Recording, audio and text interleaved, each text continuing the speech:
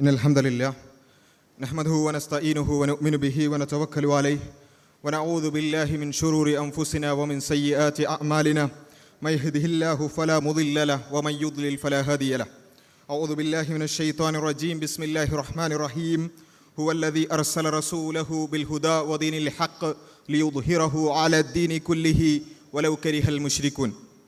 ഏറെ ബഹുമാന്യരായ നേതാക്കന്മാരെ, മാധ്യമ സുഹൃത്തുക്കളെ, സഹോദരന്മാരെ, അസ്സലാമു അലൈക്കും വറഹ്മത്തുള്ളാഹി. ഈ കഴിഞ്ഞ ഏതാനും ദിവസങ്ങളായി നമ്മുടെ സാംസ്കാരിക പരിസരത്തും മാധ്യമങ്ങളിലും സോഷ്യൽ മീഡിയയിലുമെല്ലാം വലിയ ചർച്ചയായിരിക്കുകയാണ് നമ്മുടെ പൊതുവിദ്യാലയങ്ങളിലേക്ക് അടിച്ചേൽപ്പിക്കപ്പെട്ട സൂംബ എന്ന പേരിലുള്ള ഒരു നൃത്തരൂപവും അതിനോടുള്ള വിയോജിപ്പുകളുമെല്ലാം. ഇതിലേറ്റവും പ്രധാനമായി നാം മനസ്സിലാക്കേണ്ടത്, ഈ വിഷയം പലപ്പോഴും ചാനൽ ചർച്ചകളിൽ, മാധ്യമങ്ങളിൽ, സോഷ്യൽ മീഡിയയിൽ ചർച്ച ചെയ്യുമ്പോൾ സൂംബയിൽ നിന്ന് തുടങ്ങി സൂംബയിൽ അവസാനിക്കുന്ന വളരെ ദൗർഭാഗ്യകരമായ ഒരു അവസ്ഥ പലപ്പോഴും നാം കാണാറുണ്ട്. ഒരു വിഷയം വരുമ്പോൾ അതിനോടുള്ള വിയോജിപ്പിനും യോജിപ്പിനും പല തലങ്ങളുണ്ടാകും. അതിൻ്റെ സാംസ്കാരിക തലങ്ങളുണ്ടാകും, മതപരമായ തലങ്ങളുണ്ടാകും, അതുപോലെ തന്നെ പല വിധത്തിൽ അതിനോടുള്ള യോജിപ്പും വിയോജിപ്പും ഉണ്ടാകും. പക്ഷേ ഒരു നൃത്തരൂപം അല്ലെങ്കിൽ ഒരു വ്യായാമരൂപം എന്നുള്ളതിനോടുള്ള യോജിപ്പും വിയോജിപ്പും, അല്ലെങ്കിൽ സൂംബ എന്ന പദത്തിൽ അതിനും അപ്പുറത്തേക്ക് വേറെ ചില ആളുകൾ ചില അല്പവസ്ത്രം, അതുപോലെ തന്നെ തുള്ളൽ, അതുപോലെ തന്നെ കൂടിക്കലരൽ, ഇങ്ങനെയുള്ള ഏതാനും ചില വാക്കുകളിൽ മാത്രം ഒതുക്കിക്കൊണ്ട് ഈ ചർച്ചയെ ഒതുക്കാൻ പല ആളുകളും ശ്രമിക്കുന്നതായി നമ്മൾ കാണുന്നുണ്ട്. അവിടെയാണ് ഈ വിഷയത്തെ വളരെ ഗൗരവപൂർവം സമീപിക്കുമ്പോൾ നാം ആദ്യമായി ചെയ്യേണ്ടത് ഈ വിഷയത്തിൻ്റെ, അതുപോലെ തന്നെ ഇതിന് തുടർച്ചയായി വരുന്ന വിഷയങ്ങളുടെ അതിൽ അന്തർലീനമായ ആശയങ്ങളും അതിനോടുള്ള വിയോജിപ്പുകളും വളരെ ഗൗരവത്തോടു കൂടി നാം ചർച്ച ചെയ്യേണ്ടത്. എന്താണ് ഇവിടെ വിഷയം? വെറും ഒരു സൂംബയാണോ വിഷയം? ഒരിക്കലുമല്ല എന്നുള്ളത് എൻ്റെ പ്രിയപ്പെട്ട സുഹൃത്തുക്കളെ നിങ്ങൾ മനസ്സിലാക്കേണ്ടതുണ്ട്. വെറും ഒരു സൂംബയിൽ തുടങ്ങി സൂംബയിൽ അവസാനിക്കുന്ന വിഷയമല്ല ഇത്. മറിച്ച് വളരെ കൃത്യമായി കഴിഞ്ഞ ഏതാനും കാലങ്ങളായി നാം കണ്ടുകൊണ്ടിരിക്കുന്ന ഒരു യാഥാർത്ഥ്യമുണ്ട്. എന്താണത്? പൊതുവിദ്യാലയങ്ങളിലേക്ക് അധാർമികതയുടെ, സംസ്കാര ശൂന്യതയുടെ, ലിബറൽ ചിന്തകൾ എന്ന പേരിലുള്ള അത്തരത്തിലുള്ള തോന്യാസങ്ങളുടെ ഒരു ഇഞ്ചക്ഷൻ കഴിഞ്ഞ കുറച്ചു കാലമായി പല രൂപത്തിൽ നടന്നുകൊണ്ടിരിക്കുന്നത് നാം ഏവരും ശ്രദ്ധിച്ചിട്ടുണ്ടാകും. പല വിധത്തിൽ, പല രൂപത്തിൽ, പല വിധേന നമ്മുടെ മുമ്പിലൊക്കെ അത്തരം വാർത്തകളും ചർച്ചകളുമെല്ലാം വരാറുണ്ട്. ഏതെങ്കിലും ഒരു കോളേജിൻ്റെ കരിക്കുലവുമായി ബന്ധപ്പെട്ട്, സ്കൂളിൻ്റെ കരിക്കുലവുമായി ബന്ധപ്പെട്ട്, അങ്ങനെ പല രൂപത്തിൽ നിസ്സാരമായി വന്നു പോകുന്ന വാർത്തകളായിട്ടാണ് പലപ്പോഴും നമ്മളത് അവഗണിച്ച് കളയാറുള്ളത്. പക്ഷേ ഇത് അങ്ങനെ ഏതെങ്കിലും ഒന്നിലോ രണ്ടിലോ ഒതുങ്ങുന്നതല്ല എന്നും, ഇത് വളരെ ആസൂത്രിതമായി നടപ്പിലാക്കപ്പെട്ടുകൊണ്ടിരിക്കുന്ന ഒരു ആശയത്തിൻ്റെ അടിച്ചേൽപ്പിക്കലാണ് എന്നുള്ളിടത്താണ് ഇതിൻ്റെ ഏറ്റവും പ്രധാനപ്പെട്ട വിയോജിപ്പ് കിടക്കുന്നത്. ഒന്നാമതായി നമ്മൾ പറയുന്നത് പൊതുവിദ്യാലയം പൊതുവാകണം എന്നുള്ളത് തന്നെയാണ്. പൊതുവിദ്യാലയം എന്ന് പറഞ്ഞാൽ ഇവിടെയുള്ള മുസ്ലിമും ഹിന്ദുവും ക്രൈസ്തവനും മതമുള്ളവനും ഇല്ലാത്തവനുമെല്ലാം വളരെ കോൺഫിഡൻസോടുകൂടി അവനവൻ്റെ മക്കളെ പറഞ്ഞയക്കുന്ന ഇടങ്ങളാണ് പൊതുവിദ്യാലയങ്ങളെന്ന് പറഞ്ഞാൽ. അതിൻ്റെ കാരണം എന്താ? അത് പൊതുവാണ്. അവിടെ എല്ലാവർക്കും പറ്റുന്ന രൂപത്തിലുള്ള ഒരു സംസ്കാരവും ഒരു രൂപവുമാണ് പൊതുവിദ്യാലയങ്ങളിൽ ഉണ്ടാവുക എന്ന ആ ഒരു ഉറപ്പിൻ്റെ മേലാണ് ഇവിടെയുള്ള പൊതുജനം പൊതുവിദ്യാലയങ്ങളിലേക്ക് അവരുടെ മക്കളെ അയക്കുന്നത്. നാം ഏവരും അതിനുവേണ്ടി, അതിൻ്റെ ഉന്നമനത്തിനു വേണ്ടി വർക്ക് ചെയ്യുന്ന ആളുകളാണ്. പക്ഷേ അതിൽ നിന്നും മാറിക്കൊണ്ട് ആ പൊതുവിദ്യാലയങ്ങളിൽ പല ആളുകൾക്കും സാധിക്കാത്ത, ഇവിടെ ഭൂരിപക്ഷം വരുന്ന ജനവിഭാഗം അവർ മതവിശ്വാസികളാണ്. പല രൂപത്തിൽ ധാർമ്മികതയെ ഇഷ്ടപ്പെടുന്നവരാണ്, സംസ്കാരത്തെ ഇഷ്ടപ്പെടുന്നവരാണ്. അങ്ങനെയുള്ള ആളുകൾക്ക് യോജിച്ചു പോകാൻ പറ്റാത്ത രൂപത്തിലുള്ള ലിബറൽ സാംസ്കാരിക ഫാസിസം കരിക്കുലത്തിലേക്ക്, സ്കൂളുകളിലേക്ക്, പൊതുവിദ്യാലയങ്ങളിലേക്ക് കടത്തിക്കൂട്ടുന്നു എന്നുള്ളിടത്താണ് ഏറ്റവും പ്രധാനപ്പെട്ട വിഷയം. ഒരുപാട് വിഷയങ്ങൾ അതിൽ നമുക്ക് കാണാൻ സാധിക്കും. അതിൽ ഏറ്റവും പ്രധാനപ്പെട്ട പല ആളുകളുടെയും ശ്രദ്ധയിലേക്ക് വന്നിട്ടുള്ള ഒരു വിഷയമാണ് ജെൻഡർ ന്യൂട്രാലിറ്റി എന്ന് പറയുന്നത്. ജെൻഡർ ന്യൂട്രൽ വിഷയവുമായി ബന്ധപ്പെട്ടുകൊണ്ടുള്ള ചർച്ചകൾ ഒരു പക്ഷേ നമുക്ക് ഓർമ്മയുണ്ടാകും. പെട്ടെന്നൊരു ദിവസം അത്തരത്തിലുള്ള ഒരു പരിഷ്കാരം വരുന്നതായി നമ്മൾ അറിയുകയാണ്. എങ്ങനെയാണ് നമ്മുടെ മാധ്യമങ്ങളും നമ്മുടെ പൊതുസമൂഹവും ആ വിഷയത്തെ കൈകാര്യം ചെയ്തത്? പല ആളുകളും നമ്മുടെ മക്കൾ പറക്കട്ടെ, അവർ സ്വാതന്ത്ര്യം അനുഭവിക്കട്ടെ എന്ന രൂപത്തിലൊക്കെയാണ് ആ വിഷയത്തെ കൈകാര്യം ചെയ്തത്. മാത്രമല്ല, ഒരു പരിധി കൂടി കടന്നുകൊണ്ട് വേറെ ചില ആളുകൾ പറഞ്ഞെന്ന് വെച്ചാൽ ഇത് പെൺകുട്ടികൾക്ക് പാൻറ് ധരിക്കാൻ പറ്റുമോ ഇല്ലേ എന്ന ചർച്ചയാണ് നടക്കുന്നത് എന്നാണ് പല ആളുകളും പറഞ്ഞത്. ഞാൻ വെറുതെ പറയുന്നതല്ല, ഇതുമായി ബന്ധപ്പെട്ടുകൊണ്ടുള്ള ചർച്ചകളുടെ ചില രൂപങ്ങൾ കൂടി കാണിച്ചുകൊണ്ട് തന്നെ, തെളിവുകൾ സഹിതം തന്നെ സംസാരിക്കാനാണ് ഞാൻ ഉദ്ദേശിക്കുന്നത്. ജെൻഡർ ന്യൂട്രലിറ്റി അല്ലെങ്കിൽ ജെൻഡർ ന്യൂട്രൽ യൂണിഫോം എന്ന പേരിലുള്ള ഒരു പരിഷ്കാരം ഇവിടെ വന്നു. അന്ന് മാധ്യമങ്ങളിൽ എന്താണ് ചർച്ചയായത്, അതിൻ്റെ ഒരു സാമ്പിൾ മാത്രം ആദ്യം നിങ്ങളൊന്ന് കണ്ടോളൂ. പെൺകുട്ടികൾ പാൻസ് ധരിക്കാന്നുള്ളതല്ല ഇവിടെ വിഷയം. നിലവിൽ ആൺ പെൺ എന്ന തിരിച്ചറിവില്ലാതെ വരുന്ന ഒരു പുതിയ തലമുറയെ ഉണ്ടാക്കിയെടുക്കുക എന്ന ലക്ഷ്യത്തോടെ സർക്കാർ കൊണ്ടുവന്ന പദ്ധതിയല്ല. അങ്ങനെ ഒരു പദ്ധതിയല്ല. നമ്മുടെ അങ്ങനെ മനസ്സിലാക്കാത്ത ഒരു കാലത്തും ഒരു ആണിനും പെണ്ണിനും ഉണ്ടാകില്ല. ആർക്കാരും അവനവന്റെ ഐഡന്റിറ്റി ഏതെങ്കിലും ഒക്കെ ഒരു ഘട്ടത്തിൽ മനസ്സിലാകുമല്ലോ. അത്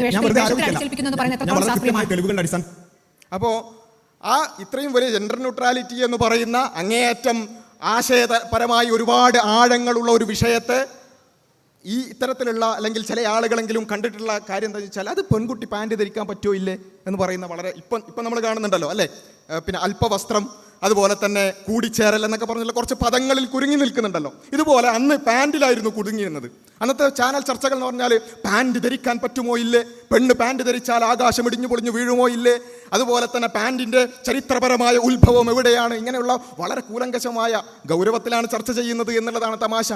ഇങ്ങനെ ആ ജെൻഡർ ന്യൂട്രാലിറ്റി എന്ന് പറയുന്ന വളരെയധികം സാംസ്കാരികമായും സാമൂഹികമായും വലിയ രൂപത്തിലുള്ള പ്രത്യാഘാതങ്ങളുള്ള ഒരു വിഷയത്തെ കേവലം ഒരു പെൺകുട്ടി പാൻറ് ധരിക്കണോ അല്ലെങ്കിൽ പാവാട ധരിക്കണോ എന്ന വിഷയത്തിലാണ് അത് ചുരുക്കി കെട്ടിയത്. അന്ന് തന്നെ നമ്മളത് പറഞ്ഞു. ആ വിയോജിപ്പ് പറയുന്ന ഭാഗം നിങ്ങൾ കേട്ടോളൂ. ഇവിടെ ഈ ഒരു ചർച്ചയിൽ എനിക്ക് പ്രധാനമായിട്ട് പറയാനുള്ളത്, ഈ ചർച്ചയിൽ പലപ്പോഴും ആ ഒരു ചർച്ച കെട്ടിക്കിടക്കുന്നത് പാൻസ് ധരിക്കുക അല്ലെങ്കിൽ കംഫേർട്ട് ഉള്ള ഒരു ഡ്രസ്സ് ധരിക്കുക, അതിനുള്ള സ്വാതന്ത്ര്യമുണ്ടോ എന്നുള്ള അവിടെ കുരുങ്ങിക്കിടക്കുകയാണ് പലപ്പോഴും ഈ ചർച്ച.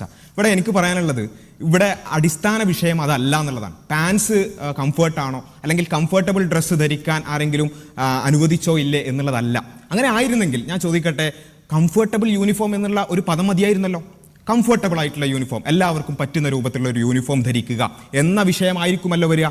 അല്ല, അതിനപ്പുറത്ത് ഇവിടെ ജെൻഡർ ന്യൂട്രൽ യൂണിഫോം. അപ്പോൾ എല്ലാവർക്കും കംഫർട്ടബിളായ വസ്ത്രം ധരിക്കുക എന്നാണെങ്കിൽ കംഫർട്ടബിൾ യൂണിഫോം എന്ന് പറഞ്ഞാൽ മതിയായിരുന്നല്ലോ. പക്ഷേ ഇത് ജെൻഡർ ന്യൂട്രാലിറ്റി എന്നാണ് പറഞ്ഞത്, ജെൻഡർ ന്യൂട്രൽ യൂണിഫോം എന്നാണ് പറഞ്ഞത് എന്ന്. അതിനുശേഷം അത്രയും കാലം നടന്ന ചർച്ച മൊത്തം ഈ പാൻറിൽ കുടുങ്ങി കിടക്കായിരുന്നു. അതിനുശേഷം നമുക്ക് എഡ്യൂക്കേറ്റ് ചെയ്യേണ്ടി വന്നു. ഇത് ഞാൻ ആരെയും കുറ്റപ്പെടുത്താൻ വേണ്ടി പറയുകയല്ല, അല്ലെങ്കിൽ ഇവിടെയുള്ള പൊതുസമൂഹത്തെയോ പൊതുബോധത്തെയോ ആ നിലക്കൊരു പ്രതിസ്ഥാനത്ത് നിർത്തി സംസാരിക്കുകയല്ല. പക്ഷേ പലപ്പോഴും നമ്മുടെ ചർച്ചകൾ ഇങ്ങനെ തൊലിപ്പുറത്ത് അവസാനിക്കുകയാണ്. ഒരു പാൻറ് ധരിക്കാൻ പറ്റുമോ ഇല്ലേ, കുറേ നേരം ചർച്ച ചെയ്യണേ, ഒരുപാട് നേരം ചാനൽ ഡിബേറ്റ് നടത്തണേ. അതല്ല ഇവിടെ വിഷയം. എന്താണ് പിന്നെ വിഷയം? എന്താണ് ജെൻഡർ ന്യൂട്രാലിറ്റി? എന്താണ് അതിൽ അന്തർലീനമായിട്ടുള്ള LGBT ഐഡിയോളജി? അത് സമൂഹത്തിൽ അപ്ലൈ ചെയ്താൽ എന്താ പ്രശ്നം? നമുക്ക് എന്ത് ചെയ്യേണ്ടി വന്നു? ഇരുന്ന് എഡ്യൂക്കേറ്റ് ചെയ്യേണ്ടി വന്നു. ആ എഡ്യൂക്കേറ്റ് ചെയ്യേണ്ടി വരുന്ന ആ ഒരു ഭാഗം നിങ്ങൾ കേട്ടോളൂ. മനസ്സിലാക്കേണ്ടത് ഇനി ഇതിന്റെ അപകടം എവിടെയാണ്? അപകടമാണ് നമ്മൾ കൃത്യമായി മനസ്സിലാക്കേണ്ടത്. ഇവിടെ വളരെ കൃത്യമായി മനസ്സിലാക്കുക, ഇങ്ങനെ ഒരു ജെൻഡർ ന്യൂട്രാലിറ്റി അത് തന്നെ വളരെ ചെറുപ്പത്തിൽ തന്നെ ഇത് ഈ തരത്തിലേക്ക് കൊണ്ടുവരുമ്പോൾ അവിടെ വളരുന്ന തലമുറ അല്ലെങ്കിൽ അടുത്ത തലമുറയ്ക്ക് എന്താണ് സംഭവിക്കുന്നത് എന്നുള്ളത് നമ്മൾ നോക്കണം. ഇത് കേരളത്തിലേക്ക് കടന്നു വരുന്നേ ഉള്ളൂ. കേരളത്തിൽ അതിനുള്ള ആദ്യത്തെ സ്റ്റെപ്പ് മാത്രമാണ് യൂണിഫോം എന്ന് പറയുന്നത്. കേരളത്തിലേക്ക് ഇത് കടന്നു വരുന്നതിന് മുമ്പ് തന്നെ അതെ, അതാണ് ഞാൻ പറഞ്ഞു വരുന്നത്. അതാണ് നമുക്ക് കാണാൻ സാധിക്കുന്നത്. വെസ്റ്റേൺ രാജ്യങ്ങൾ, യൂറോപ്യൻ രാജ്യങ്ങൾ, അമേരിക്കൻ രാജ്യങ്ങൾ അത് ഇത് നടപ്പിലാക്കി ഒരുപാട് മുന്നോട്ട് പോയതാണ്. അവിടെയുള്ള കണക്കുകൾ നമുക്ക് പരിശോധിച്ച് നോക്കാം. ഇത് നടപ്പിലാക്കിയതിനു ശേഷം നമുക്ക് കാണാൻ സാധിക്കുന്നത് സ്റ്റാറ്റിസ്റ്റ ഗ്ലോബൽ കൺസ്യൂമർ സർവേയുടെ ഒരു കണക്ക് മാത്രം എടുക്കുകയാണെങ്കിൽ അവിടെ കാണാൻ സാധിക്കുന്നത് പുതിയ തലമുറ, ഈവൻ ജെൻ സീനെ കുറിച്ച് കൂടുതലായിട്ട് നമുക്ക് കാണാൻ സാധിക്കും. പുതിയ തലമുറയിൽ ജെൻഡർ നോൺ കൺഫോമിംഗ് ആയിട്ടുള്ള ആളുകൾ കൂടി വരുന്നതാണ്. എന്ന് വെച്ചാൽ പച്ചമലയാളത്തിൽ പറയുകയാണെങ്കിൽ ഞാൻ ആണാണോ പെണ്ണാണോ എന്ന് മനസ്സിലാക്കാൻ സാധിക്കാത്ത, അതിൽ കൺഫ്യൂഷൻ ഉള്ള വലിയ തലമുറ വരുന്നു. ഇത് തന്നെ അവരുടെ സർവേയിൽ തന്നെ നമുക്ക് കാണാൻ സാധിക്കും. 1946 മുതൽ 64 വരെ 95% ഈ ജെൻഡർ കൺഫോമിംഗ് ആയിട്ടുള്ള ഒരു സൊസൈറ്റി ആയിരുന്നു ഉണ്ടായിരുന്നത്. അമേരിക്കയിൽ മാത്രമാണ് പറയുന്നത്. എന്നാൽ 95 മുതൽ 2012 വരെയുള്ള ജെൻ സിയിൽ നമുക്ക് കാണാൻ സാധിക്കുന്നത് വെറും 77% ഞാൻ ആണോ പെണ്ണോ എന്ന് തിരിച്ചറിഞ്ഞതായിട്ട് കാണാൻ സാധിക്കുന്നത്. ഇത് കേവലം ഏതെങ്കിലും ഒരു സർവേ അല്ല. യൂണിവേഴ്സിറ്റി ഓഫ് മിനസോട്ടയുടെ പഠനത്തിൽ നമുക്ക് കാണാൻ സാധിക്കുന്നത് more US teens becoming gender non conforming, കൂടുതൽ US ടീൻസ് ടീനേജിലുള്ള ആളുകൾ ജെൻഡർ നോൺ കൺഫോമിംഗ് ആയി വരുന്നു. എന്ന് വെച്ചാൽ എനിക്ക് ആണാണോ പെണ്ണാണോ തിരിച്ചറിയുന്നില്ല, എനിക്ക് അങ്ങനെ പറയാൻ പറ്റുന്നില്ല എന്ന അവസ്ഥയിലേക്ക് കൂടുതൽ ടീൻസ് വരുന്നു. അവിടെയും അവസാനിക്കുന്നില്ല. നമുക്ക് വീണ്ടും റിപ്പോർട്ടുകൾ കാണാൻ സാധിക്കും. 27% of California adolescents are gender non conforming. ഒരു സമൂഹത്തിലെ കാലിഫോർണിയയിൽ മാത്രം 27% ആളുകൾ ജെൻഡർ നോൺ കൺഫോമിംഗ് ആണ്. കുട്ടികളുടെ കാര്യമാണ് പറയുന്നത്. ഇതാണ് അപകടം എന്ന് വെച്ചാൽ നമ്മൾ വളരെ പെരിഫറലായി പാന്റും സാരിയും മാത്രം ചർച്ച ചെയ്യുന്നതിനപ്പുറത്ത് ഈ ജെൻഡർ ന്യൂട്രാലിറ്റി എന്നതിന്റെ പേരിൽ ഇവിടെ അടിച്ചേൽപ്പിക്കപ്പെടുന്ന ഒരു ലിബറൽ ജെൻഡർ പൊളിറ്റിക്സ് ഉണ്ട്. അതിന്റെ അപകടം വളരെ വലുതാണ്. ഇത് കേൾക്കുന്ന ആളുകൾ ചിന്തിച്ചു നോക്കുക, നാളെ നമ്മുടെ മകൻ എനിക്ക് ആണാണോ പെണ്ണാണോ തിരിച്ചറിയുന്നില്ല എന്ന് പറയുന്ന ഒരു അവസ്ഥ എത്രത്തോളം വലിയ ഒരു അപകടമായിരിക്കും. അവിടെയും അവസാനിക്കുന്നില്ല. ഇങ്ങനെ ജെൻഡർ നോൺ കൺഫോമിംഗ് ആയിട്ടുള്ള ടീംസ് കൂടുതലായി ഡിപ്രഷൻ, അതുപോലെ തന്നെ ആൻസൈറ്റി, അതുപോലെ തന്നെ നോൺ സോഷ്യൽ ബിഹേവിയറിൽ ഒരുപാട് മാറ്റങ്ങൾ സംഭവിക്കുന്നുവെന്ന് പഠനങ്ങൾ നമുക്ക് വളരെ കൃത്യമായി കാണാൻ സാധിക്കും. ആശങ്കയാണ് ഡോക്ടർ അബ്ദുള്ള ബാസിൽ താങ്കൾ പറയുന്നത് ശാസ്ത്രീയമായിട്ടാണെന്നാണ് താങ്കൾ ചില പഠനങ്ങൾ ചൂണ്ടിക്കാണിക്കുന്നതെന്നൊക്കെ പറയുന്നു. അപ്പോൾ ഇത്രയും കൃത്യമായി കണക്കുകൾ ഉദ്ധരിച്ചുകൊണ്ട് നിങ്ങൾ ഈ ചർച്ച ചെയ്യുന്ന പാൻറ്റൊന്നല്ല വിഷയം, മറിച്ച് ഇതിന് വളരെ വലിയ ആശയതലങ്ങളുണ്ട്. അത് യൂറോപ്പിൽ നടപ്പിലാക്കിയിട്ടുണ്ട്, അതിനൊരുപാട് പ്രത്യാഘാതങ്ങൾ ഉണ്ടായിട്ടുണ്ട് എന്ന് കണക്കുകൾ ഉദ്ധരിച്ചപ്പം വല്ലാത്ത ആശങ്ക തന്നെ എന്ന ഒരു വാചകത്തിൽ ഒതുക്കുകയാണ്. ഇപ്പം അല്പവസ്ത്രം എന്നൊക്കെ പറഞ്ഞ് ഒതുക്കുന്നുണ്ടല്ലോ, അതുപോലെ ഇതാ പാൻറ് മാത്രമാണ് വിഷയം, നിങ്ങളിങ്ങനെ പറയുന്നത് പോലെ ഒന്നുമില്ല എന്ന് നമ്മൾ അന്ന് ചർച്ചയിൽ പ്രത്യേകം പറഞ്ഞു. ഇവിടെ ആണാണോ പെണ്ണാണോ എന്ന് തിരിച്ചറിയാൻ പറ്റാത്ത കുട്ടികളുണ്ടാകും. ആണാണോ പെണ്ണാണോ എന്ന് സ്വയം തിരിച്ചറിയാൻ പറ്റാത്ത കുട്ടികളുണ്ടാകും. അന്ന് ഞങ്ങളത് പറഞ്ഞപ്പോൾ പല ആളുകൾക്കും സംശയിക്കുന്നു, ഇതെന്ത് ചോദ്യമാണ്, ഇതെന്ത് വർത്തനാണ്, സ്വയം ആണാണോ പെണ്ണാണോ തിരിച്ചറിയാൻ പറ്റാതിരിക്കേ, ഇതെല്ലാവർക്കും സ്വന്തം ലിംഗത്തിലേക്ക് നോക്കിയാൽ പോരെ, ശരീരത്തിലേക്ക് നോക്കിയാൽ പോരെ എന്നൊക്കെ വളരെ നിഷ്കളങ്കമായിക്കൊണ്ട് വളരെ ആത്മാർത്ഥമായിക്കൊണ്ട് തിരിച്ചു ചോദിച്ച, കമൻ്റ് ഇട്ട, തിരിച്ച് കമൻ്റ് അടിച്ച, അതുപോലെ തന്നെ തിരിച്ചു പരിഹസിച്ച ആളുകളൊക്കെ ഉണ്ടായിരുന്നു. പക്ഷേ ഇന്നവർക്ക് കാര്യം വ്യക്തമായിട്ടുണ്ട് എന്ന് തന്നെയാണ് ഞാൻ വിശ്വസിക്കുന്നത്. ഇന്ന് കൃത്യമായി കൊണ്ട് തന്നെ അത് വ്യക്തമായിട്ടുണ്ട്. കാരണം എന്താ, ഇന്ന് നമ്മുടെ സമൂഹത്തിലേക്ക് ഈ LGBT ഐഡിയോളജി അടിച്ചേൽപ്പിക്കപ്പെട്ടു. ഒരാളും ജൈവികമായി ആണോ പെണ്ണോ ആവുകയില്ല എന്ന ആശയം ഇന്ന് പൊതുസമൂഹത്തിൽ ചർച്ച ചെയ്യപ്പെട്ടുകൊണ്ടിരിക്കുന്നു. അത് വളരെ കൃത്യമായിട്ട് അന്ന് വല്ലാത്ത ആശങ്ക തന്നെ എന്ന് പറഞ്ഞ ആളുകൾ ആ ആശങ്ക നേരിൽ കണ്ടുകൊണ്ടിരിക്കുകയാണ് എന്നുള്ളതാണ് ഏറ്റവും പ്രധാനപ്പെട്ട ഒരു കാര്യം. അങ്ങനെ ഇത് ഞങ്ങൾ വീണ്ടും പറയുന്നു, ഇത് ഞങ്ങൾ ആ നിലക്ക് ആരോപിച്ചതുമല്ല, ഇത് നടപ്പിലാക്കിയ ആളുകൾ അത് പറഞ്ഞിട്ടുണ്ട്. നിങ്ങൾക്ക് സ്ക്രീനിൽ കാണാൻ സാധിക്കും. ഇന്നത്തെയും ഉന്നത വിദ്യാഭ്യാസ മന്ത്രിയായിട്ടുള്ള മന്ത്രി ആർ ബിന്ദു കൃത്യമായി കൊണ്ട് പറഞ്ഞു എന്താണ് ഈ പരിഷ്കാരം കൊണ്ടുവരുന്നതിൻ്റെ പിന്നിലുള്ളത്, എന്താണ് ആ പരിഷ്കാരം കൊണ്ടുവരുന്നതിൻ്റെ. To achieve this our students should first be given access to education in a free environment unhindered by the burden of society's heteronormative expectations. എന്തിനായി ജെൻഡർ ന്യൂട്രാലിറ്റി കൊണ്ടുവരുന്നത്? അത് സൊസൈറ്റിയുടെ ഹെറ്ററോനോർമേറ്റീവ് എക്സ്പെക്റ്റേഷനിന് അതിൽ നിന്നും പുറത്തേക്ക് കടക്കാൻ, അതിൻ്റെ ബേർഡൻസിൽ നിന്നും പുറത്തേക്ക് കടക്കാൻ വേണ്ടിയാണ് ഇത് കൊണ്ടുവരുന്നത്. എന്താ ഈ ഹെറ്ററോനോർമേറ്റിവിറ്റി? പല ആളുകൾക്കും പരിചയം ഉണ്ടായിരുന്നില്ല, അന്ന് എഡ്യൂക്കേറ്റ് ചെയ്യേണ്ടി വന്നു. എന്താണത്? അത് ആണും പെണ്ണും തമ്മിലുള്ള ജൈവികമായ വ്യത്യാസങ്ങളെ മാസ്ക് ചെയ്തുകൊണ്ട് ഒരാളും ജനിക്കുമ്പോൾ തന്നെ ആണോ പെണ്ണോ ആവുന്നില്ല, അവൻ സ്വയം തിരഞ്ഞെടുക്കുകയാണ് എന്നൊക്കെയുള്ള ആശയമാണത് എന്നും അത് വളരെ അപകടകരമാണ് എന്നും അത് ഈവൻ സ്ത്രീകളുടെ സുരക്ഷയെപ്പോലും ബാധിക്കുന്ന വലിയ പ്രശ്നങ്ങളാണ് എന്നും കണക്കുകൾ ഉദ്ധരിച്ച്, പഠനങ്ങൾ ഉദ്ധരിച്ച് അന്ന് ഞങ്ങൾ പറഞ്ഞു. അത് പല ആളുകൾക്കും ബോധ്യപ്പെട്ടു. അന്ന് സാംസ്കാരിക സംഘടനകൾ, അതുപോലെ തന്നെ സാമുദായിക സംഘടനകൾ, കത്തോലിക്ക സഭയടക്കം അതിനെതിരെ രംഗത്ത് വന്നു. അങ്ങനെ രംഗത്ത് വന്നപ്പോൾ പെട്ടെന്നൊരു ദിവസം മറ്റൊരു പ്രസ്താവന വരികയാണ്. ബഹുമാനനായ മന്ത്രിയുടെ ഒരു പ്രസ്താവന, ജെൻഡർ ന്യൂട്രാലിറ്റി അടിച്ചേൽപ്പിക്കില്ല. ഇപ്പൊ ഈ അടുത്തൊരു പ്രസ്താവന വന്നല്ലോ, എന്താണത്? സൂംബ അത് നിർബന്ധമല്ല എന്നൊക്കെയുള്ള പ്രസ്താവന വന്നില്ലേ? അതുപോലെ തന്നെ ഒരു പ്രസ്താവന വന്നു, ജെൻഡർ ന്യൂട്രാലിറ്റി അടിച്ചേൽപ്പിക്കില്ല. ആ പ്രസ്താവന നിങ്ങൾ കേട്ടോളൂ. ജെൻഡർ ന്യൂട്രാലിറ്റി വിഷയത്തിൽ സർക്കാർ നിലപാട് സംശയത്തിനിടവരുത്താത്തതാണ് എന്ന് മന്ത്രി വി ശിവൻകുട്ടി. ഒരിടത്തും ജെൻഡർ ന്യൂട്രാലിറ്റി യൂണിഫോം അടിച്ചേൽപ്പിക്കില്ല. പലതവണ സർക്കാർ നിലപാട് അറിയിച്ചിട്ടും തെറ്റിദ്ധാരണ പരത്തുകയാണ്. പ്രതിഷേധത്തിനൊരുങ്ങുന്നവർ ഒന്നുകൂടി ആലോചിക്കണമെന്നും മന്ത്രി പറഞ്ഞു. ഗവൺമെന്റിനെ സംബന്ധിച്ചിടത്തോളം ജെൻഡർ യൂണിഫോം അത് ഒരു നിലയിലും ഒരു വിദ്യാലയങ്ങളിലും അടിച്ചേൽപ്പിക്കുന്നതിന് വേണ്ടി ഉദ്ദേശിക്കുന്നില്ല. കേരളത്തിലെ അപ്പോൾ ഒരു നിലക്കും അടിച്ചേൽപ്പിക്കില്ല. എല്ലാവർക്കും സമാധാനമായി. കാരണം ഇതിൻ്റെ പ്രശ്നം എല്ലാവർക്കും മനസ്സിലായിരുന്നു. അത് സാമൂഹികമായി വലിയ പ്രത്യാഘാതങ്ങൾ ഉണ്ടാക്കുമെന്ന് എഡ്യൂക്കേറ്റ് ചെയ്യപ്പെട്ടിരുന്നു. പെട്ടെന്ന് വന്നു അടിച്ചേൽപ്പിക്കൂല. അപ്പം എല്ലാവർക്കും സമാധാനമായി, സ്വസ്ഥം സമാധാനം, എല്ലാവരും വളരെ സമാധാനത്തോടു കൂടി കിടന്നുറങ്ങി. എന്താ, ജെൻഡർ ന്യൂട്രാലിറ്റി പോയല്ലോ, ആ വിവാദം വന്നു, അത് അടിച്ചേൽപ്പിക്കൂല എന്ന് പറഞ്ഞു, കഴിഞ്ഞു. ഇങ്ങനെയാണ് പല ആളുകളും ആ വിഷയത്തെ മനസ്സിലാക്കിയത്. അന്നേ നമ്മൾ പറഞ്ഞു, ഇതൊരു യൂണിഫോം അടിച്ചേൽപ്പിക്കാത്ത ഒരു വിഷയം മാത്രമാണ് പറഞ്ഞത്. ആ ആശയം ഇപ്പോഴുമുണ്ട് എന്ന് ഞങ്ങൾ അന്നേ പറഞ്ഞിരുന്നു. അതിനുശേഷം നിയമസഭയിൽ മന്ത്രി തന്നെ പറഞ്ഞു, ജെൻഡർ എന്ന് പറയുന്ന ഒരു സാമൂഹ്യ നിർമ്മിതിയാണ് എന്ന്. അതും കഴിഞ്ഞ് ഇപ്പൊ ഞാൻ പറയുന്നു, ഇവിടെ ഇരിക്കുന്ന ഓരോരുത്തരും, മാധ്യമപ്രവർത്തകരോട് ഞാൻ പ്രത്യേകം പറയുന്നു, നിങ്ങൾ ഇപ്പോൾ നിലവിലുള്ള വരാനിരിക്കുന്ന കാര്യത്തെക്കുറിച്ചൊന്നല്ല ഞാൻ പറയുന്നത്, ഇപ്പോഴുള്ള 9ാം ക്ലാസ്സിന്റെ സാമൂഹ്യശാസ്ത്ര ടെക്സ്റ്റ് ബുക്ക് ഒന്ന് എടുത്തു നോക്കുക. നേരത്തെ പറഞ്ഞ പ്രസ്താവന എല്ലാവരും ഓർമ്മ ഉണ്ടാവും. ജെൻഡർ ന്യൂട്രാലിറ്റി അടിച്ചേൽപ്പിക്കൂല, സമാധാനം, കഴിഞ്ഞു, ആ വിവാദേ കഴിഞ്ഞു. എന്നിട്ട് വേറെ ചില ആളുകൾ വേറെ ചില നെറേറ്റീവ് ഉണ്ടാക്കും. മുസ്ലിം സംഘടനകൾ പറഞ്ഞതോടുകൂടി ഇടത് ഗവൺമെന്റ് പത്തിമടക്കി എന്നൊക്കെ പറഞ്ഞു കണ്ട് അങ്ങനെയുള്ള ഒരു നെറേറ്റീവ് ഉണ്ടാക്കാൻ വേറെ കുറച്ച് ആൾക്കാർ ഇങ്ങനെയുള്ള കുറേ നെറേറ്റീവ് ഇപ്പോഴും ഉണ്ടാക്കുന്നത് പോലെ തന്നെ അങ്ങനെയുള്ള ആളുകളൊക്കെ അത്തരത്തിലുള്ള എല്ലാ വിഷയവും വാരി വിതറിയതിനു ശേഷം ഇപ്പോൾ നിങ്ങൾ നിങ്ങളുടെ വീടുകളിൽ പോകണം. പൊതുവിദ്യാലയങ്ങളിൽ പഠിച്ചുകൊണ്ടിരിക്കുന്ന നിങ്ങളുടെ കുട്ടിയുടെ 9ാം ക്ലാസ്സിൻ്റെ ടെക്സ്റ്റ് ബുക്ക് എടുത്ത് നോക്കണം. അതിലുള്ള ചില വരികൾ നിങ്ങൾക്ക് സ്ക്രീനിൽ കാണാൻ സാധിക്കും. ഞാനെല്ലാം വിശദീകരിക്കുന്നില്ല, നിങ്ങളെല്ലാവരും ഇരുന്ന് പഠിക്കണം എന്നാണ് എനിക്ക് പറയാനുള്ളത്. ജെൻഡർ എന്ന് പറയുന്നത് ഒരു ആർജിത പദവിയാണ് എന്നാണ് നമ്മുടെ കുട്ടികൾ പൊതുവിദ്യാലയത്തിൽ പോയി ഇപ്പോൾ പഠിച്ചുകൊണ്ടിരിക്കുന്നത്. എന്താ ആർജിത പദവി എന്ന് പറഞ്ഞാൽ? ആർജിച്ചെടുക്കുന്ന ഒരു പദവിയാണെന്ന്. ഞാനും നിങ്ങളും ആണ് പെണ്ണ് എന്നുള്ള ആ ലിംഗസ്വത്വം അത് ആർജിച്ചെടുക്കുന്നതാണ്. ഏതുപോലെ? അതിൻ്റെ ഉദാഹരണം കുട്ടികളല്ലേ മനസ്സിലാവാത്തതുകൊണ്ട് ഉദാഹരണമടക്കം പറഞ്ഞു. എന്താണത്? നമ്മളൊക്കെ തൊഴിലിന് വേണ്ടി ഓരോ തൊഴിൽ ചെയ്യുന്ന ആൾക്കാരാണല്ലേ, അതിനുള്ള സ്കില്ലുകൾ നമ്മൾ ആർജിച്ചെടുക്കുന്നത് പോലെയാണ് ആണാണോ പെണ്ണാണോ എന്നുള്ളത് നമ്മൾ ആർജിച്ചെടുക്കുന്നത് എന്ന്. ഇത് നമ്മുടെ കുട്ടികൾ ഇന്ന് സ്കൂളിൽ പോയി അവൻ്റെ ടീച്ചറുടെ വായിൽ നിന്ന് കേട്ടു പഠിച്ചുകൊണ്ടിരിക്കുകയാണ്. നമ്മളെ പല ആളുകളും വിചാരിച്ചത് ജെൻഡർ ന്യൂട്രാലിറ്റി ആ വിവാദം കഴിഞ്ഞു, അത് അടിച്ചേൽപ്പിക്കൂല എന്ന് പറഞ്ഞല്ലോ, സ്വസ്ഥം സമാധാനം കഴിഞ്ഞു. പക്ഷേ ഇപ്പോൾ അതാ അടിച്ചേൽപ്പിക്കില്ലെന്ന് പറഞ്ഞ അല്ലെങ്കിൽ ചർച്ച ചെയ്യുമെന്ന് പറഞ്ഞ ആ ഗവൺമെന്റ് ഒരു തരത്തിലുള്ള ജനാധിപത്യ മര്യാദകളും പാലിക്കാതെ, ഒരു ജനകീയ ചർച്ചകളുമില്ലാതെ, ഒരു പഠനവുമില്ലാതെ നമ്മുടെ കുട്ടികളുടെ സ്കൂളിൽ അവരുടെ ടെക്സ്റ്റ് ബുക്കുകളിൽ പച്ച മലയാളത്തിൽ അത് പഠിപ്പിച്ചുകൊണ്ടിരിക്കുന്നു. ഇതാണിതിൻ്റെ അപകടം, ഇതാണിതിൻ്റെ അപകടം. ഇങ്ങനെയാണ് പലപ്പോഴും ഗവൺമെന്റ് ഇത്തരത്തിലുള്ള നിലപാടുകൾ എടുത്തുകൊണ്ടിരിക്കുന്നത്. അതുകൊണ്ടാണ് അതിനെതിരെ നിരന്തരമായി പോരാടേണ്ടി വരുന്നത്.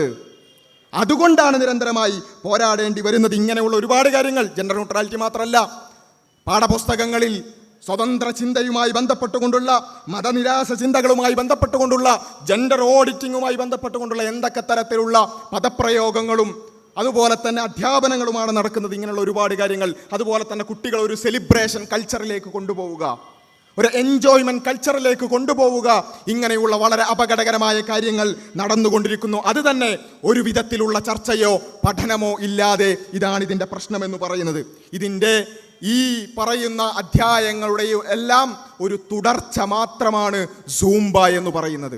പല ആളുകളും മനസ്സിലാക്കുന്നത് സൂംബ എന്ന് പറഞ്ഞാൽ മിഞ്ഞാന്നുണ്ടായ എന്തോ ഒരു വിവാദമാണ്, പെട്ടെന്ന് അങ്ങോട്ട് വന്നു, പെട്ടെന്ന് എന്തൊക്കെ പ്രതികരിച്ചു, അങ്ങനെയൊക്കെ ഉണ്ടായ എന്തോ ഒരു സംഭവമാണ് എന്ന് വിചാരിക്കുന്ന ചില ആളുകളെങ്കിലും ഉണ്ടെങ്കിൽ മനസ്സിലാക്കുക, സൂംബ എന്ന് പറയുന്നത് മിനിഞ്ഞാന്ന് വന്നൊരു സംഭവമല്ല. ഈ പറഞ്ഞ ഇത്രയും കാലം ഞാൻ ഈ പറഞ്ഞ ഈ പ്രക്രിയകളുടെ തുടർച്ച മാത്രമാണ് സൂംബ. ഈ ലിബറൽ അടിച്ചേൽപ്പിക്കൽ, ഈ സാംസ്കാരികമായ അടിച്ചേൽപ്പിക്കൽ, കൾച്ചറൽ ഫാസിസം, അതിൻ്റെ അവസാനത്തെ അധ്യായം മാത്രമാണ് സൂംബ എന്ന് പറയുന്നത്. അതുതന്നെ നാം മനസ്സിലാക്കുക, മിനിഞ്ഞാന്ന് വന്നതല്ല, മറിച്ച് ഏപ്രിലിൽ വന്ന് തുടങ്ങിയ ഒരു കാര്യമാണ്. ഏപ്രിൽ എങ്ങനെ വരുന്ന ആ ഒരു ഘട്ടം മുതൽ ഇതിനെക്കുറിച്ചുള്ള ഒരു ധാരണ നമുക്ക് വേണം. ആ വരുന്ന ഒന്നാമത്തെ വരവ് നിങ്ങളൊന്ന് കണ്ടോളൂ. നമ്മുടെ സ്കൂളുകളിൽ നമ്മുടെ പൊതുവിദ്യാഭ്യാസ മന്ത്രി അടക്കം ഇവിടെ ഇരിക്കുന്നുണ്ടല്ലോ. അപ്പോൾ ഏറ്റവും നല്ല ഒരു കാര്യം ആലോചിച്ചുകൂടെ എന്നുള്ളതാണ്. ഇപ്പോൾ രാവിലെ സ്കൂൾ തുടങ്ങി, വൈകുന്നേരം ലോങ് ബെല്ലടിച്ച് സ്കൂൾ വിടുന്നു.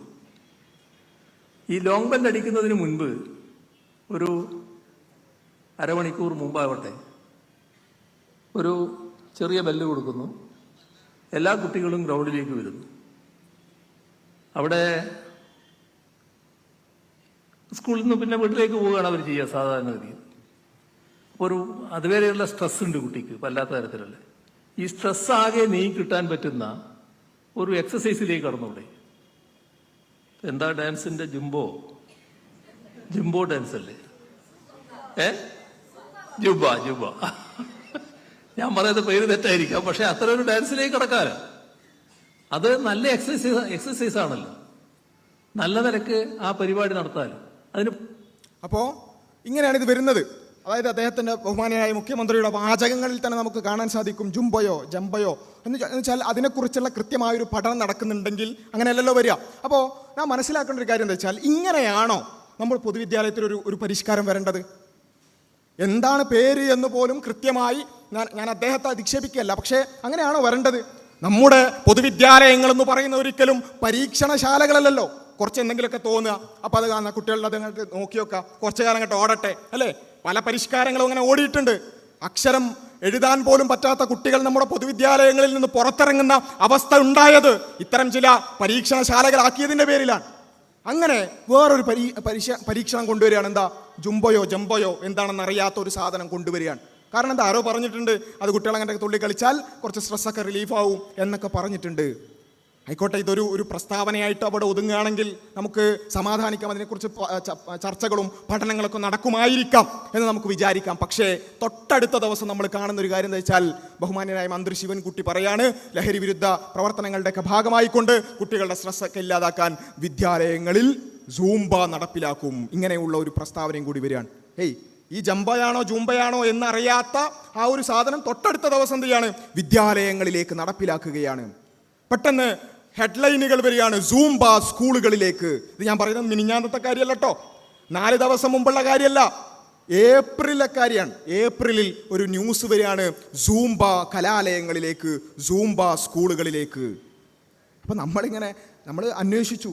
ഇവിടെയുള്ള അധ്യാപക സംഘടനകളുണ്ട്, അങ്ങനെ പല ആളുകളുണ്ടല്ലോ.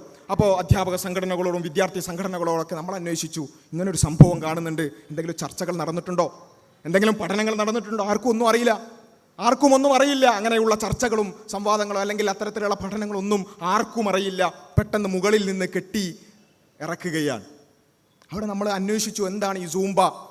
അല്ലാതെ മിനിഞ്ഞാന്ന് വന്നിട്ട് പെട്ടെന്ന് യൂട്യൂബിൽ സെർച്ച് ചെയ്തല്ല, മറിച്ച് എന്താണ് സൂംബ എന്നുള്ളത് കൃത്യമായി മനസ്സിലാക്കാൻ, അതിനെക്കുറിച്ച് പഠിക്കാൻ നമ്മൾ ശ്രമിക്കുമ്പോൾ ഇന്റർനാഷണലി എന്താണോ സൂംബ, ഇവിടെ നിലനിൽക്കുന്ന സൂംബ എന്താണോ അതിനെക്കുറിച്ച് നമ്മൾ പഠിക്കുകയും അത് അത്തരത്തിൽ കലാലയങ്ങളിൽ അടിച്ചേൽപ്പിക്കുന്നത് ശരിയല്ല എന്നുള്ള ആ ഒരു വാദം ഏപ്രിൽ 29 തന്നെ വിസ്ഡം ഇസ്ലാമിക് ഓർഗനൈസേഷൻ പറഞ്ഞിട്ടുണ്ട്. ജൂണിലെ കാര്യമല്ല, ജൂണിലല്ല വിയോജിപ്പ് പറയുന്നത്. എടുത്തുചാടി എന്തോ എന്നറിയാതെ, എന്താണ് സംഭവം എന്നറിയാതെ പെട്ടെന്ന് എടുത്തുചാടി പറഞ്ഞതല്ല. ഏപ്രിൽ 29 കൃത്യമായി ഇതിനെക്കുറിച്ച് പഠിക്കാൻ ശ്രമിക്കുകയും അതെന്താണെന്ന് മനസ്സിലാക്കുകയും അതിൻ്റെ സാംസ്കാരികമായ വശങ്ങൾ എന്താണെന്ന് മനസ്സിലാക്കുകയും അതിനോടുള്ള വിയോജിപ്പുകൾ രേഖപ്പെടുത്തുകയും ചെയ്തുകൊണ്ട് വിസ്ഡത്തിൻ്റെ ഡയലോഗ് ടിവിയിലുള്ള സ്പോട്ട് ലൈറ്റിൻ്റെ ഒരു എപ്പിസോഡ് എനിക്ക് പറയാനുള്ളത്, നിങ്ങളെല്ലാവരും അതൊന്ന് കാണണമെന്നാണ്. കൃത്യമായി ആ വിഷയത്തെക്കുറിച്ച് പഠിക്കുകയും എങ്ങനെയാണ് ഇത് കലാലയങ്ങളിലേക്ക് നടപ്പിലാക്കിയാൽ എന്തൊക്കെ പ്രശ്നങ്ങളാണ് ഉണ്ടാവുക എന്ന് ഏപ്രിലിൽ എണ്ണി പറയാൻ ശ്രമിക്കുന്നുണ്ട്. കഴിഞ്ഞില്ല. അതിനെക്കുറിച്ചുള്ള ബോധവൽക്കരണങ്ങൾ നടത്താൻ ശ്രമിക്കുകയാണ്. പിന്നെ ഫേസ്ബുക്കിലൂടെ, കുറിപ്പുകളിലൂടെ, സോഷ്യൽ മീഡിയയിലൂടെ നിരന്തരമായി അതിനെക്കുറിച്ച് എഡ്യൂക്കേറ്റ് ചെയ്യാൻ ശ്രമിക്കുകയാണ്. ഇതാ ഇങ്ങനെ ഒരു സംഭവം വരുന്നുണ്ട് എന്ന് മന്ത്രി പറഞ്ഞിട്ടുണ്ട്. അത് ഈ രൂപത്തിൽ പ്രശ്നങ്ങളുള്ള ചില എലമെന്റുകൾ അതിലുണ്ട്.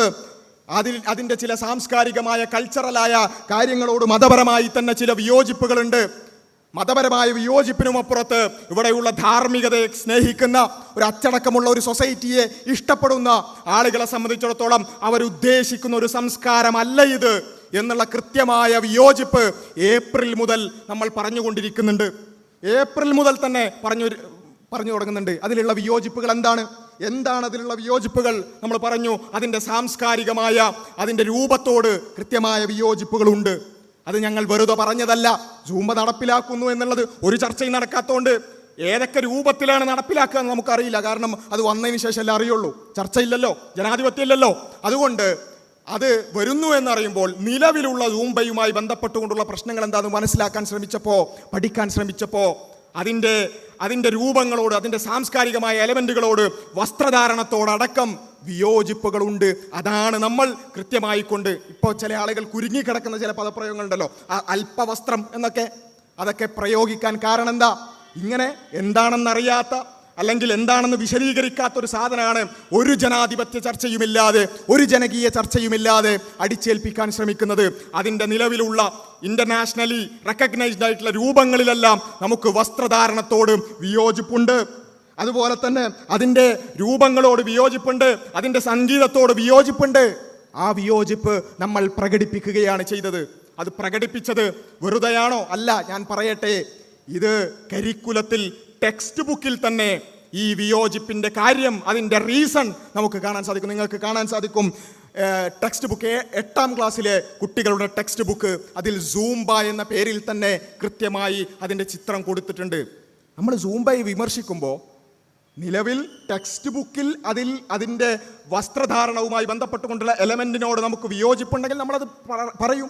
സൂംബയോട് വസ്ത്രധാരണത്തിൽ മാത്രമല്ല നമ്മൾ വിയോജിപ്പ് പറഞ്ഞത്, എല്ലാത്തിനോടും അതിൻ്റെ സാംസ്കാരികമായ എലമെൻറ്റുകളോടെല്ലാം നമ്മൾ വിയോജിപ്പുകൾ പറഞ്ഞിട്ടുണ്ട്. പക്ഷേ അതിൻ്റെ കൂട്ടത്തിലൊന്നായിക്കൊണ്ട് ഇത് കാണുമ്പോൾ ഇതും നമ്മൾ സൂചിപ്പിക്കും. അതാണ് ആ പറഞ്ഞ പദപ്രയോഗത്തിലുള്ളത്. ഇത് കേവലം ഒരു ടെക്സ്റ്റ് ബുക്കുള്ള ഒരു ഇമേജിൻ്റെ പേരിൽ മാത്രമാണോ? അല്ല.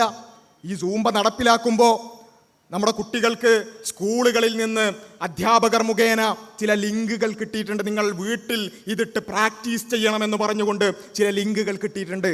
അതും നമ്മൾ പരിശോധിച്ചു. അത് പരിശോധിച്ച് നോക്കുമ്പോൾ എന്താണ് കാണുന്നത്? അതിൻ്റെ ഏതാനും സെക്കൻഡുകൾ മാത്രം നിങ്ങൾ കണ്ടോളൂ.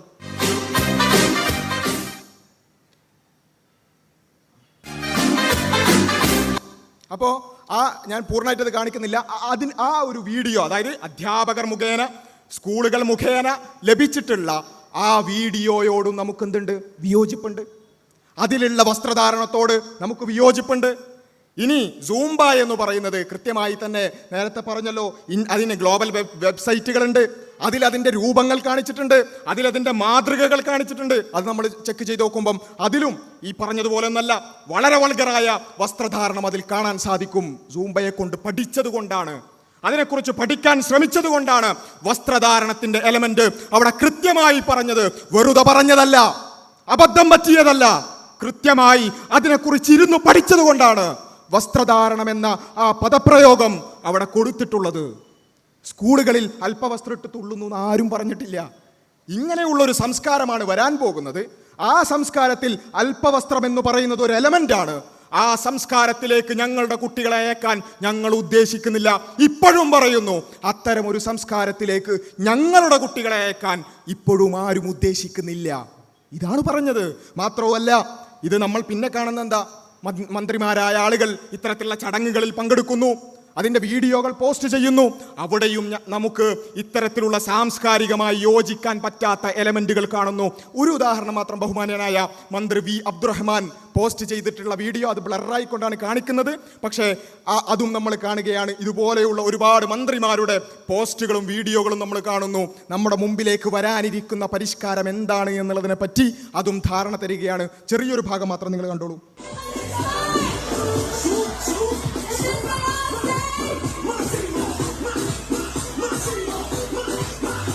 അപ്പോൾ ഇതും കാണുമ്പോൾ ഇതാണ് വരാൻ പോകുന്നത്. വരാനിരിക്കുന്നത് എന്താണ്? ജനകീയ ചർച്ചയില്ലല്ലോ, അതുകൊണ്ട് നമുക്കതിൻ്റെ വിശദാംശങ്ങൾ ലഭ്യമല്ല. അതുകൊണ്ട് വരാനിരിക്കുന്ന കാര്യം എന്താണ് എന്നുള്ളത് ഗ്ലോബൽ സ്റ്റാൻഡേർഡ്സ് നോക്കുമ്പോൾ, ടെക്സ്റ്റ് ബുക്ക് നോക്കുമ്പോൾ, മന്ത്രിമാർ പോസ്റ്റ് ചെയ്ത വീഡിയോകൾ നോക്കുമ്പോൾ, അധ്യാപകർ മുഖേന ലഭിച്ച ലിങ്കുകൾ പരിശോധിച്ച് നോക്കുമ്പോൾ അതിലെല്ലാം വസ്ത്രധാരണം എന്ന് പറയുന്നത് ഒരു പ്രധാനപ്പെട്ട വിയോജിപ്പിന്റെ മേഖലയാണ്.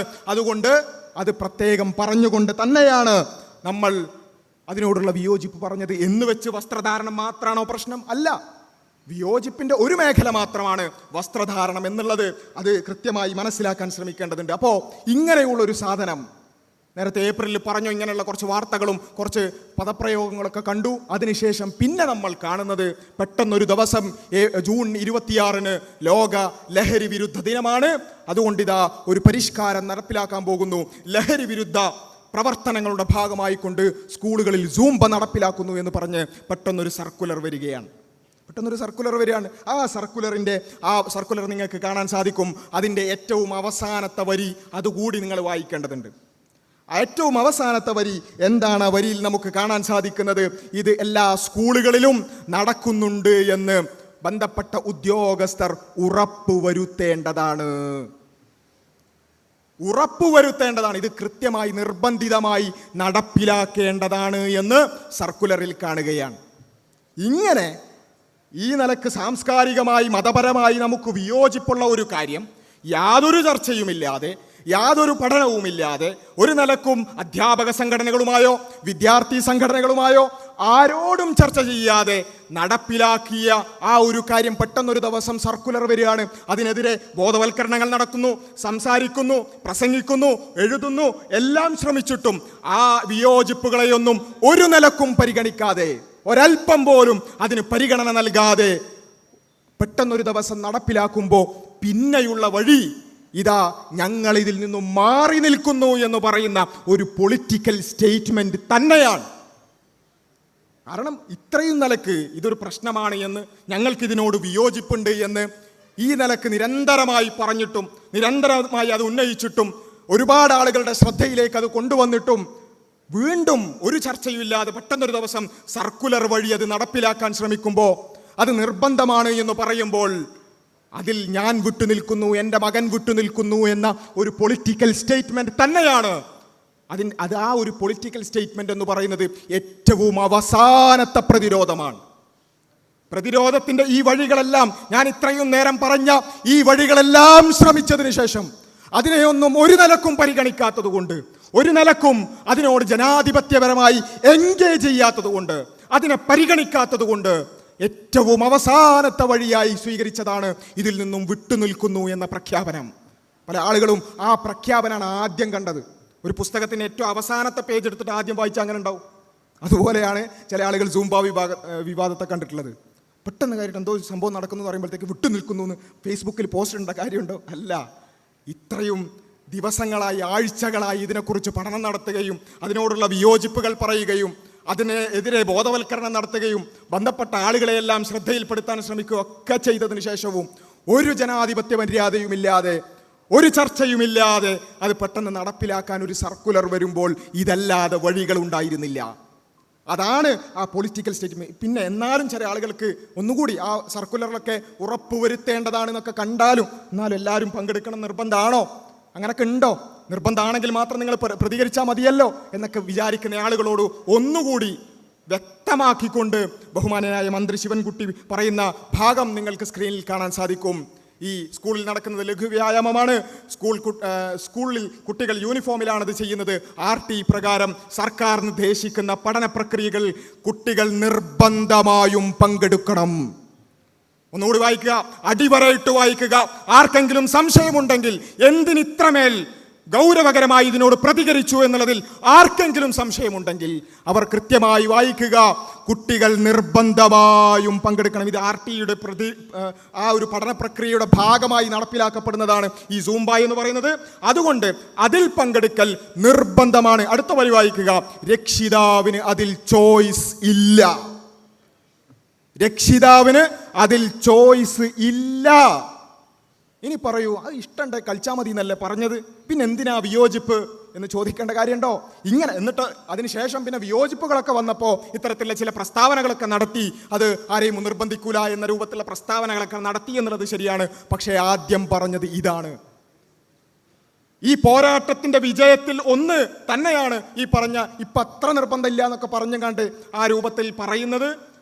ഇതിനെതിരെയുള്ള പോരാട്ടത്തിന്റെ ഒരു വിജയം തന്നെയാണ്, അതിൽ സംശയമില്ല. പക്ഷേ കൃത്യമായി നിർബന്ധമാണ് എന്ന് തന്നെയാണ് പ്രഖ്യാപിച്ചത്, അടിച്ചേൽപ്പിക്കുക തന്നെയാണ് ചെയ്തത്.